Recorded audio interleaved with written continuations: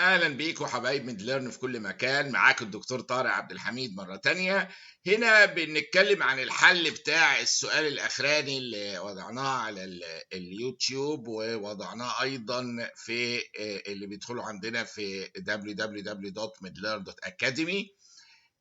هيلاقوا برضو هذا السؤال موضوع اللي هو كنا بفكركم بيه. واحده عندها 25 سنه complained of a sudden attack of fever وسيفير abdominal pain.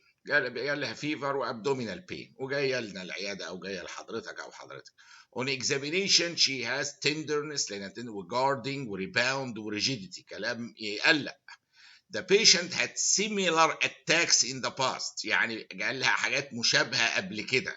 دي حته بقى تفرق بقى عنها مجرد اكيوت ابدومين عاديه، لا دي حاجه كل شويه تجيلها وتروح تجيلها وتختفي. that were precipitated by menstruation، وده بيوجه نظر البعض لاتجاه حاجه في الجينيكولوجي او كده، حاجه في الاوفري، حاجه يعني ريليتد لموضوعات امراض النساء. احد الاحتمالات، بس تعالوا نكمل.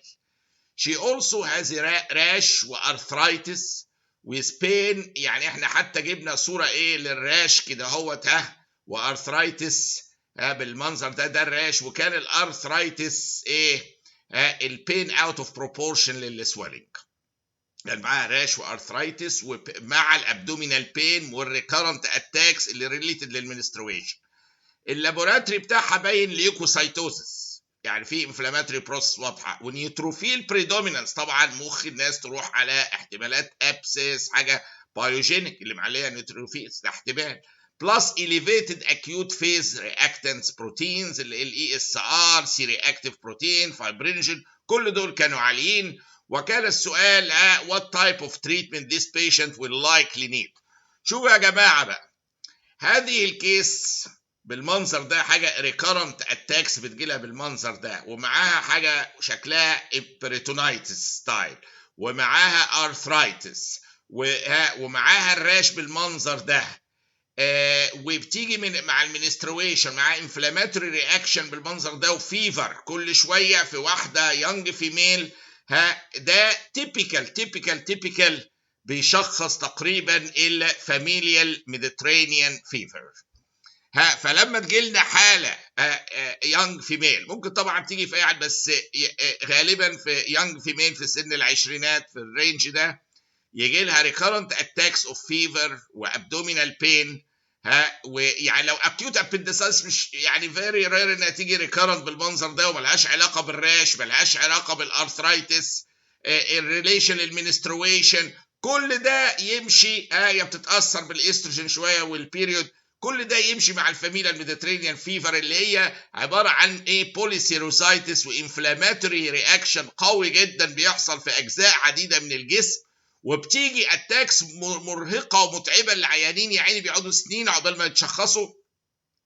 بالرغم من علاجهم في غايه البساطه، هو ده السؤال اللي سالناه وات لاين اوف ثيرابي، يعني اتجه له سيمبلي كلمه واحده، كولشيسين.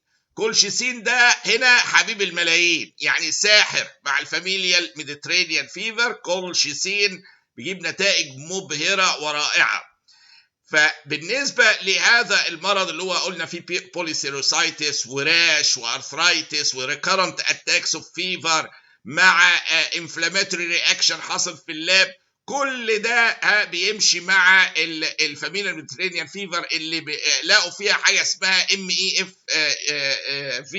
جين، اللي هو ميديترينيان فيفر جين. يعني ده الجين ده بينكود في فاريانس جواه، ده بينكود لبروتين اسمه البايرين. البايرين ده بيلعب رول في الاميون سيستم كله، بيريجوليت الانفلاماتوري بروسيس في البودي. فده الديفكت، الجينيتك ديفكت اللي لقوا فيه ميوتيشنز وفاريانس بتؤثر في تخليق البروتين ده البايرين، وبالتالي بتؤثر على الاميون سيستم، تعمل الاعراض اللي شفناها وانفلاماتوري رياكشن بيتاثر، يعمل لي البوليسيروسايتس، يعمل لي الفيفر، يعمل لي الارثرايتس، يعمل لي الانفلاماتوري ريسبونس في اللابوراتوري زي ESR والسي رياكتيف بروتين. كل دي تمشي معها الميوتيشن حصل في الميديترينيان فيفر جين ده اللي ايه بينكود للبروتين اللي اسمه ايه بايرين. بالنسبه للعلاج احنا ذكرنا الكولشيسين بس ما قلناش قد ايه ناخد. العيان بياخد او العيانه تاخد من 6 من 10 ل 1.8 من 10 مللي جرام ديلي علاوه، والحبايه هنا فيها 6 من 10. ايه مثلا هنا هنديها حبايه 3 حبات على حسب السيفيريتي ايه بتاعه الحاله. لو كانت كولشيسين ان ريسبونسيف ده احتمال على فكره نادر، يعني الاساس ده لدرجه بيستخدم وفي اجد كتب امريكيه عندنا هنا بيستخدم كتست ان دي فاميليال ميديترينيان فيفر او لا، ثيرابيوتيك تيست لما تستجيب له.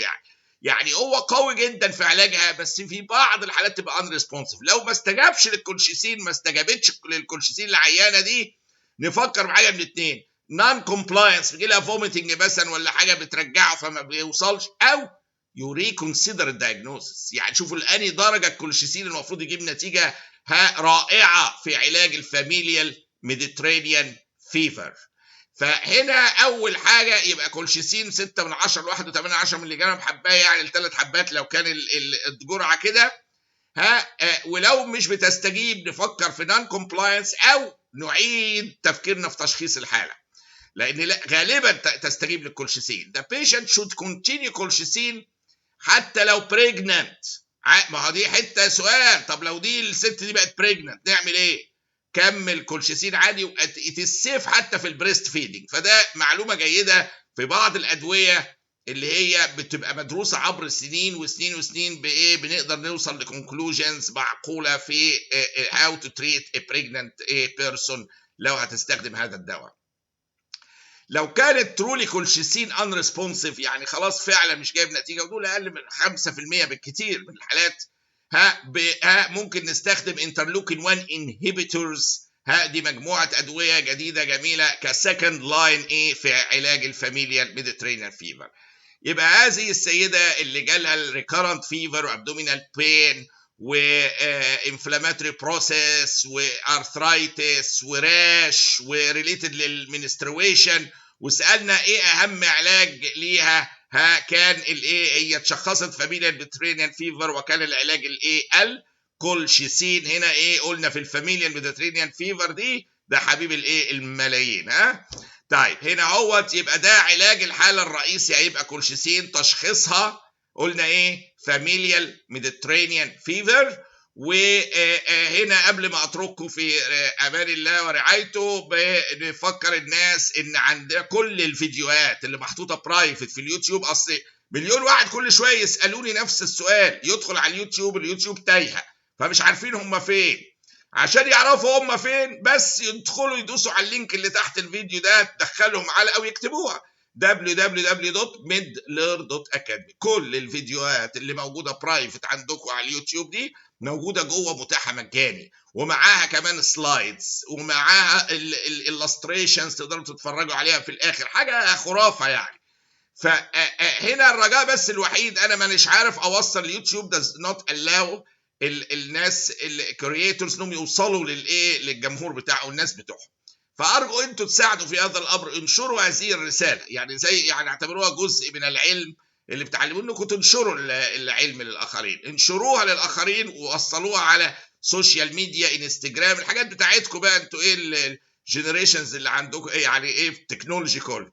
فانشروها بقدر ما تستطيعوا بس عشان الناس تعرف وما تسالش انا مليون مره وانا بتحرج واقعد ارد عليه كل واحد روح كذا. فيا ريت تساعدوني بس الله يكرمكم في النشر بتاع الفيديو midlearn.academy، واللينك موجوده تحت. وعندنا برضو فيها مجموعه طبعا احنا عندنا فيها البطنه والاي سي جي والفاست ريفيو والثيرابيوتكس والاكس راي كاملين، وزائد في مجموعه الكترونيك بوكس سحريه يعني مساعده جدا. ميد اطلس 1800 صفحه موجودين مجاني كالكترونيك بوك. الديفرنشال دايجنوزس للميديسن الاساسي موجود مجاني الكترونيك بوك. الكلينيكال دايجنوزس ده عليه اقبال رهيب، لانه بيساعدك جنب العيان وفي الحاله وفي الكلينيك تسال ايه بسرعه وتبص على ايه في 5 دقائق تخلص الشورت كيس او الكلينيكال كيس اللي جايه العياده.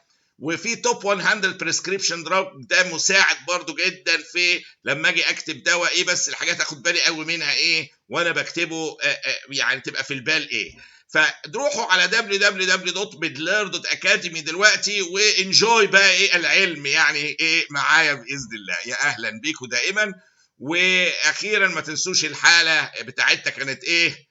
familial Mediterranean fever, recurrent fever, polycerositis, arthritis, rash related للmenstruation وinflammatory response في اللاب، وريكرنت في يونج فيميل شخصناها فاميليا وعالجناها بايه؟ بالايه؟ كولشيسين. افتكروها برضه. اوكي، واللينك تحت موجوده، ادخلوا بقى على midlearn.academy. واهلا.